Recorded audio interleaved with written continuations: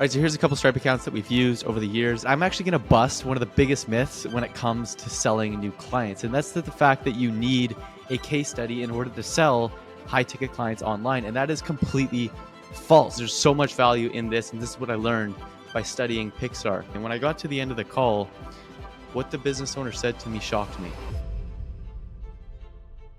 Fellas, my name is Dylan Wilson. I'm the founder of Catalyst Holdings, a marketing HoldCo that does about $200,000 a month. I make these videos transparently because I hope that you like what I have to say. You think we're intelligent, you think we know our shit, and you want to potentially work with us. Now, over the last 6 years of my entrepreneurial journey, I have signed well over 1,000 clients, and I've learned one thing in the process of closing new clients. And in this video, I'm going to share with you what that is and then how to actually use that and how to actually implement that into your sales process. But before we get into all of the nuts and bolts of what this and the actual content, I'm going to pull up Stripe here and I'm going to show you proof to back up the claims that I have just made. All right, so here's a couple Stripe accounts that we've used over the years. As you can see, this one here has 287 results.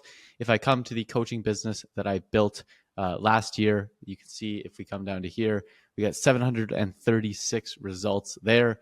And then if I come to another Stripe account that we used for a past agency that I was running, you can come down and you can see here another 214 results.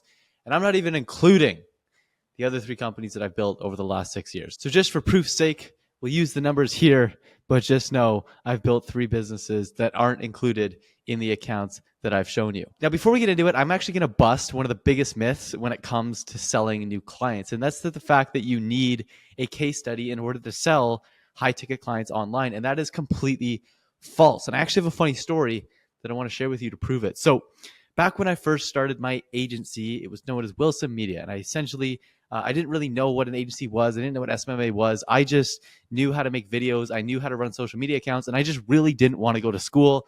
So I figured that I would do that instead of going to school. And I would just get local businesses to pay me and whatnot. But I didn't know what business, I didn't know much about business. I didn't know much about marketing. I didn't know anything that I know today. And so I just went out there. I did my outreach. I attended local networking events.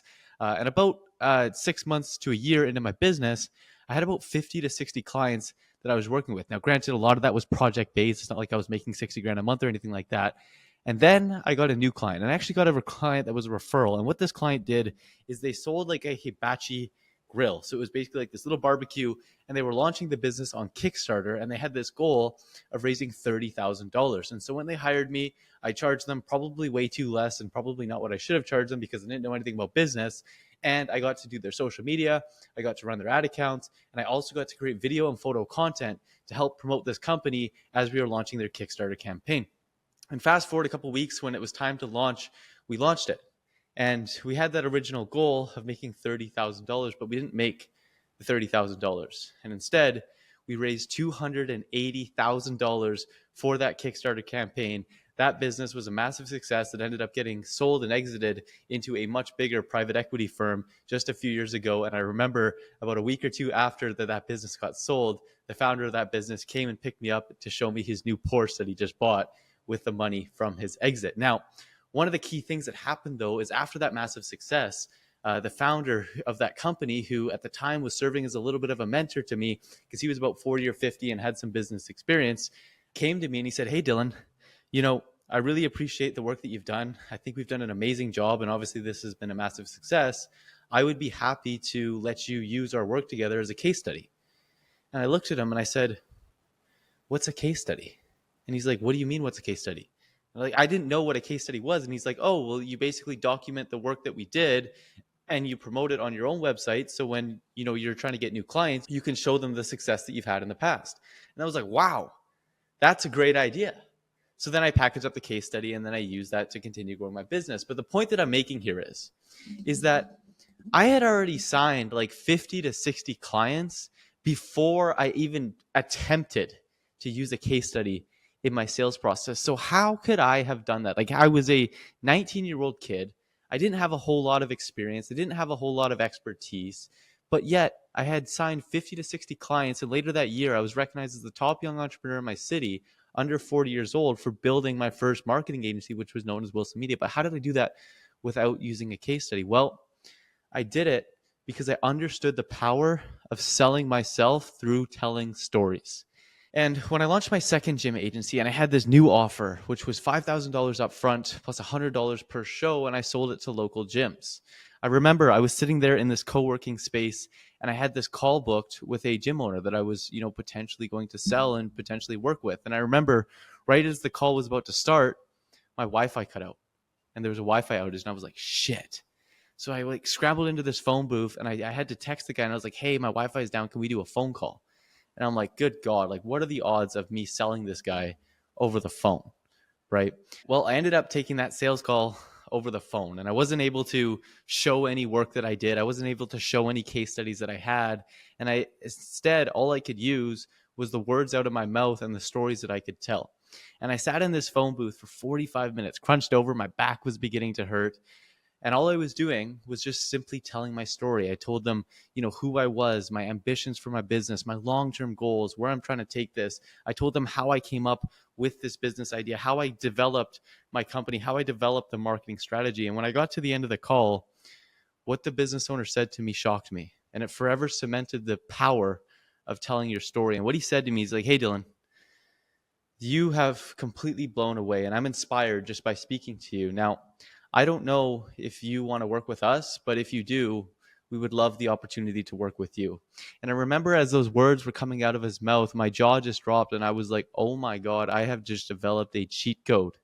And this cheat code, by telling my story, is what's allowed me to have the success that I've had over the last years with the companies that I've been running myself and the hundreds of partners that we've been able to service and help grow their business over the years. Now, by now, you know that the one thing that I've learned after selling thousands of people over the last couple of years when it comes to sales is to tell your story. I'm now going to break down how to tell a good story. Now, in order to develop what I'm about to share with you now, I actually took a non-traditional route to learning this. Instead of, reading marketing books and reading sales books, I actually began to study Pixar studios. And I began to study some of the best filmmakers in the world to really learn how to tell a good story. And I've developed it into a 7-step process in order to effectively tell a story that emotionally connects with your prospect to begin to persuade them into buying into you as an entrepreneur and then your business as a result. So here's the anatomy of a story and a simple guide that you can use to begin writing your own story so you can tell the backstory of your life, the backstory of your business, and you can persuade more people to want to do business with you. So it starts with a hook, and the hook should be short, it should be to the point, and really it should spark curiosity and or controversy. So that really comes in the fact of saying, it's like, well, honestly, like I was actually going to quit this business like 2 months ago. What? Right? And then tell the story as to why you were going to quit. And then you can go on from there. Like something that's kind of crazy. Well, actually, like my parents kicked me out of the house, which is why I had to start the business in the first place. Right? Something crazy, something to really catch their attention and get them to buy in. Then from there, you set the scene. So that's when you start talking about the backstory, like how old you were, where you live, what kind of was going on in your life, and all that kind of stuff. You set the scene. And from there, you introduce the conflict. So what is the problem that you ran into?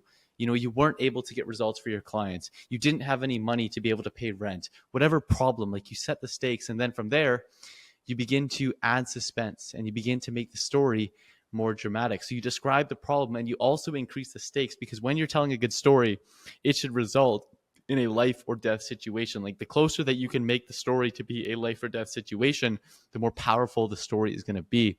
From there, you lead into the conflict climax. Like this is, this was the final play. This was the final, like, oh shit, like it's either going to happen or it's not going to happen. And then at last you share what happened, the results that you're able to get, how your life changed, what ended up happening. And from there, the transformation. Okay, how did you change internally? Like you were a better person. This is what you learned about business. This is how your morals change, your values change, whatever that case may be. And then also externally, like what happened, like now you're making X amount of money or your clients were able to, open up another gym or whatever the case may be. Now, in addition to that, I have a whole bunch of little tidbits that I want to go through because there's so much value in this. And this is what I learned by studying Pixar. So when it comes to creating that conflict, one of the best ways to create good conflict is talk about your values that you had and the existing flaw that you had as a person and push it to the extreme. So the example of this is, remember how overprotected Marlin, who was Nemo's dad, he loses his son to a scuba diver, which he was a dad, he was overprotective. That was the flaw that he had. And then all of a sudden the absolute extreme happened to them. Or you could talk about what you wanted most and you could throw the complete opposite of him. Jim wants love, every woman hates him. creating the character, when you talk about yourself, when you introduce yourself, talk about the ideas, peoples, or values that you have, and share these strong and specific opinions that you have on them. And these opinions should be formed based off of past experience. And you also want to highlight things that are relatable so you can create empathy with the person that you're speaking to. And then when it comes to creating the goal, convey the goal, and not just what the goal is, but why that you wanted the goal, and share the character's grief when the character meets adversity, right? So when you first ran into trouble, when you first realized that it was going to be a lot harder, share how you were feeling, share all the negative headspace that was going on inside of your head. And then from there, when we go to creating conflict is simply when two forces collide and prompt this question: who's going to win? Opinions and values must have been stated before in conflict to increase the stakes, to show that you were going to have to change as a person. You're going to have to change, like something extreme is about to happen. And really, that's when you want to make it as life or death as possible. And the next thing here is just the anatomy of the story that we talked about earlier. So that is the power of creating a story and why it is so important and why it's so valuable to create stories. But now the next question is, well, when do we say our story?